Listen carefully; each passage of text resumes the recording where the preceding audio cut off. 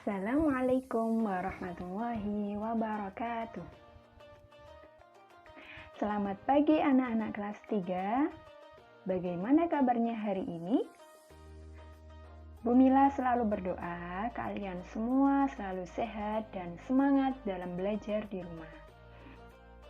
Sebelumnya, mari kita awali pelajaran pada pagi hari ini dengan bacaan basmalah bersama-sama. Bismillahirrahmanirrahim. Nah, anak-anak kelas 3, hari ini kita akan melanjutkan materi akidah akhlak pada bab 7. Iman kepada malaikat. Siapa yang tahu apa itu malaikat? Sudah pernah dengar ya yang namanya malaikat? Iman kepada malaikat Allah. Iman itu artinya percaya atau yakin.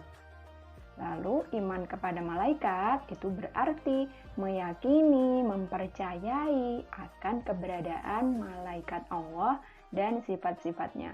Lalu malaikat Allah ini siapa toh? Malaikat adalah juga makhluk Allah. Tapi makhluk Allah yang paling taat. Dia tidak pernah membantah apa yang diperintahkan oleh Allah. Malaikat ini sendiri diciptakan dari nur atau cahaya. Selanjutnya, jumlah malaikat Allah. Jumlah malaikat secara keseluruhan hanyalah Allah yang mengetahui. Kemudian dulu ketika ada peristiwa Isra Mi'raj, Nabi Muhammad diajak oleh malaikat Jibril ke Baitul Ma'mur, tempat ibadah sholat para malaikat. Di sana setiap harinya ada 70.000 malaikat yang masuk ke tempat tersebut, ke Baitul Ma'mur. Untuk apa? Untuk sholat. Nah, setelah mereka masuk, mereka tidak pernah kembali. Makanya, hanya Allah lah yang tahu berapa jumlah keseluruhan malaikat. Nah, tetapi ada 10 nama malaikat yang wajib kita ketahui. Siapa saja? Nah, ini ada nama-nama dan tugas malaikat.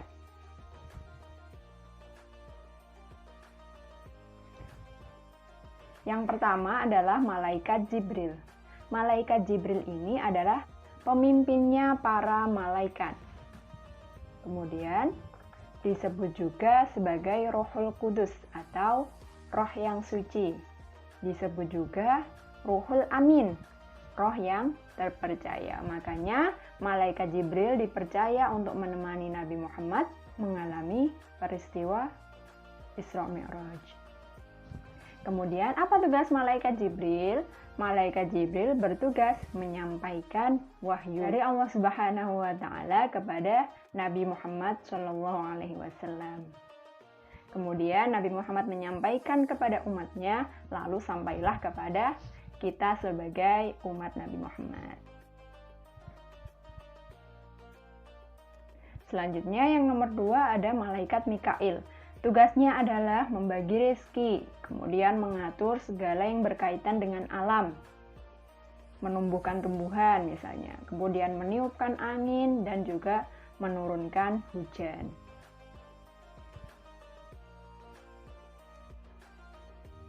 Tiga, malaikat Israfil. Tugasnya adalah meniup sangkakala sebagai tanda datangnya hari kiamat. Lalu kapan hari kiamat itu datang? Kembali lagi, hanya Allah lah yang tahu. Kemudian yang keempat, malaikat Israel. Tugas malaikat Israel adalah sebagai pencabut nyawa atau biasa kita sebut sebagai malaikat maut. Yang kelima, ada malaikat mungkar. Ini tugasnya sama dengan malaikat nakir, menanyai manusia di dalam alam kubur. Kemudian yang ketujuh, malaikat raqib, mencatat amal baik, dan juga kedelapan malaikat atid, mencatat amal buruk.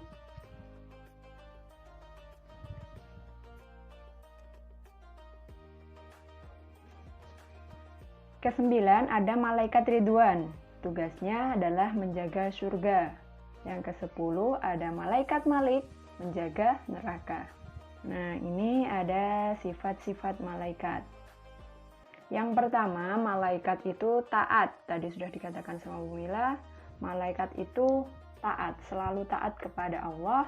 Malaikat tidak pernah membantah apa yang diperintahkan oleh Allah. Kalau yang selalu membantah perintah Allah itu apa? Namanya iblis. Kemudian yang kedua, sifat malaikat adalah selalu bertasbih. Yang ketiga, tidak punya nafsu, tidak mempunyai keinginan. Kemudian yang keempat, tidak berjenis kelamin laki-laki atau perempuan. Kemudian malaikat juga berakal, mempunyai akal. Malaikat juga tidak beranak, tidak berayah dan ibu, tidak memiliki ayah dan ibu. Kemudian tidak tidur, tidak makan, dan yang pasti malaikat itu sifatnya gaib. Gaib. Apa itu gaib? Gaib artinya tidak dapat dilihat oleh panca indera manusia. Selanjutnya, kita mempercayai adanya malaikat. Nah, bagaimana cara kita, bagaimana sikap kita untuk menunjukkan bahwa kita itu mengimani adanya malaikat? Yang pertama, kita harus berhati-hati dalam bersikap. Karena apa? Karena ada malaikat, ada 2 malaikat yang selalu mencatat amal kita. Kita harus berhati-hati, kita harus bersikap yang baik, kita beramal yang baik, nanti dicatat oleh malaikat Raqib. Jangan sampai kita berbuat yang buruk hingga dicatat oleh malaikat Atid. Yang kedua, kita harus senantiasa berzikir, mengingat Allah. Kemudian memiliki sikap etos kerja yang tinggi atau rajin bekerja, tidak menyia-nyiakan waktu. Misalnya, kalau dapat tugas dari bu guru segera dikerjakan. Nah, itu contoh memiliki sikap etos kerja yang tinggi itu seperti itu. Kemudian mengasihi antar sesama, saling mengasihi kepada manusia, kepada hewan juga kasih sayang, juga kepada tumbuhan. Kita sama-sama makhluknya Allah. Kemudian memperbanyak amal yang soleh. Selanjutnya, untuk tugas hari ini adalah silahkan kalian kerjakan evaluasi bab halaman 34-36, bagian A, C, dan juga D.